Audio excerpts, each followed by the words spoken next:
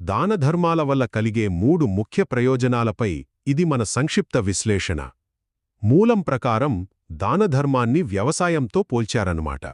అంటే దాతేమో రైతు, మనమిచ్చే వస్తువు ఒక విత్తనం, మరి తీసుకునేవాళ్లు పొలంలాంటివాళ్లు. ఇంతకీ ఈ పోలికలో ఏముందో చూద్దాం. మొదటిది, గొప్ప పుణ్యఫలాలు లభిస్తాయి. చూడండి, రైతు, విత్తనం, పొలం, ఈ 3 బాగున్నప్పుడే కదా గొప్ప పంట పండేది. దానధర్మంలో కూడా సేమ్ అంతే. మంచి భూమిలో కొన్ని విత్తనాలు వేసినా గొప్ప ఫలితం ఎలా వస్తుందో, అలాగే యోగ్యులైన వాళ్లకి చేసే చిన్న సహాయం కూడా మనకు గొప్ప పుణ్యాన్ని తెచ్చిపెడుతుంది. ఇక రెండవది, స్వర్గప్రాప్తి.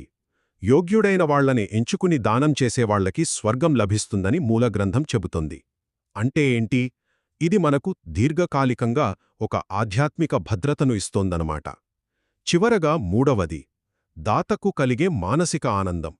మంచి పంట చేతికొస్తే రైతుకు ఎంత సంతోషం కలుగుతోందో, యోగ్యులైన వాళ్లకి దానం చేసినప్పుడు మనకు కూడా వెంటనే అలాంటి సంతృప్తి దొరుకుతోంది. మరి దీనికి విరుద్ధంగా ఆలోచిస్తే, అనర్హులకి ఇవ్వడమనేది గట్టి నెలలో విత్తనాలు నాటడం లాంటిది. దానివల్ల రైతుకు ఎలాంటి ఆనందం ఉండదు కదా. ఇక్కడ కూడా అంతే, మనకు ఎలాంటి సంతృప్తి ఉండదు.